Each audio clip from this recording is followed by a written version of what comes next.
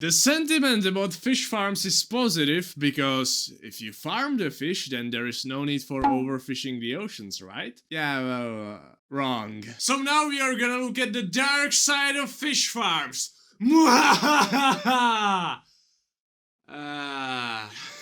There are actually multiple reasons for fish farms being bad. We'll start with the most trivial ones, but slowly get to the ecosystem destruction madness that fish farms are capable of. And by the way, guess what's the most farmed fish in the world? I'm going to reveal that in a while, but throughout the video I'm going to mainly focus on the salmon production because that has some serious impacts. El primero problema is algae blooms. Imagine a wild salmon swimming in the sea. All of a sudden, he sees an algae bloom, so he just swims under it and he's good. Well, if the salmon is raised in an underwater pan and an algae bloom decides to come over, it's fairly difficult for the salmon to swim away, so we get cases like this, where a pseudo-chatonella bloom in Chile killed 39 million farmed salmon, and the estimated worth of them was $800 million.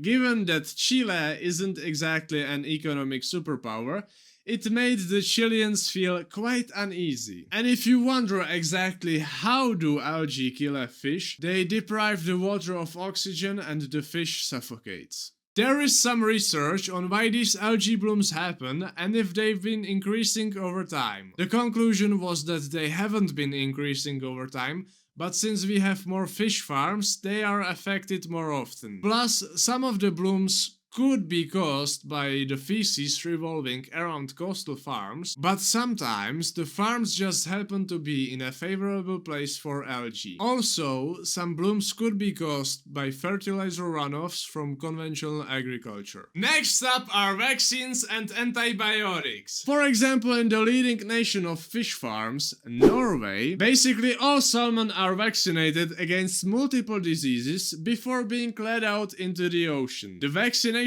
there started in the 90s to battle the overuse of antibiotics. Allegedly, thanks to this, the use of antibiotics in Norwegian aquaculture has dropped by 99% since 1987. And for example, they used only 301 kilos of them in 2015. But keep in mind that this is the go-to country for fish farms, so in the other ones, the situation isn't so bright. To close this vaccine and antibiotics salmon debate off, I would say that it's mainly about preference. Some people simply don't wanna eat vaccinated or medically treated fish, and that's fine. Now, what do they feed to the fish? Well, sometimes it's fish. According to NOAA, 70% of fish oil and fish meal which are fed to farmed fish is sourced from small species like herring, anchovy, etc. Which means that sometimes these small fish are caught for the sole purpose of being fed to the bigger fish.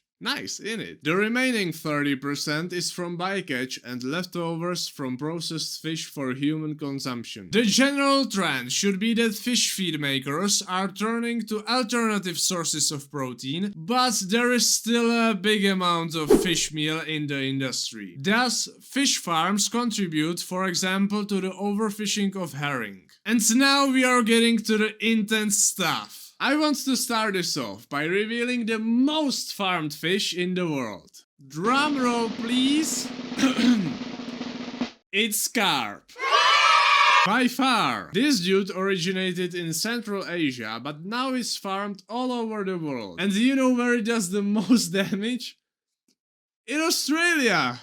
I found a whole list of how carps are destroying their environment. When carp are present in high densities, the suspended sediment from their feeding habits can result in many problems, including direct deterioration of water quality due to sediment and increased nutrient levels, reduced light penetration resulting in reduced plant growth, smothering of plants, invertebrates and fish eggs, and so on. And since some Australian rivers are flocking with carps, it's not hard to imagine the environmental damage. All this was caused by releasing/escaping of farmed carp into nature. And now back to the salmon ecosystem destruction! But to address that, we need to look at the map. On this side of the continent are quite different species of salmon than in the Atlantic. At least should be. But as always, people come up with ideas to increase production, and one of these bright ideas was to take the Atlantic species of salmon and raise them on farms in the Pacific. The main reason is that they allegedly grow there big and are more immune to the local parasites and diseases than the Pacific salmons. Long story short, farmed Atlantic salmon brought over Atlantic salmon diseases which Pacific salmons aren't resistant to. And you know, there is no way to stop the infestation given that they are divided only by a pen and swim in the same water. To top it off, these pens sometimes collapse. Shit happens. So, for example, in 2017, 305,000 Atlantic salmons escaped into the Pacific, which puts pressure on the endangered Pacific salmon species. And this reveals the difference between the commitment of the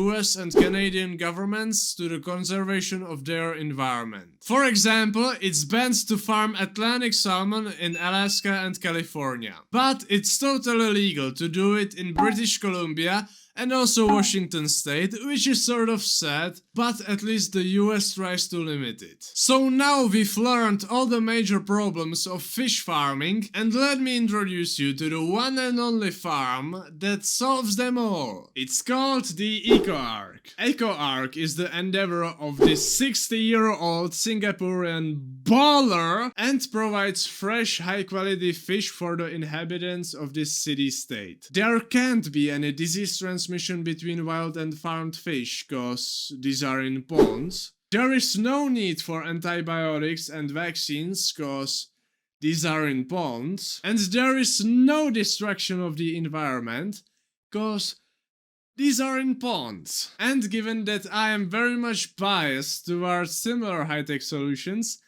I think this is the fucking future. And what's your opinion on fish farms? Let me know in the comments. Thanks for watching. I'm still standing. Yeah. Hey, production team, drum roll please. Thanks. Direct deterioration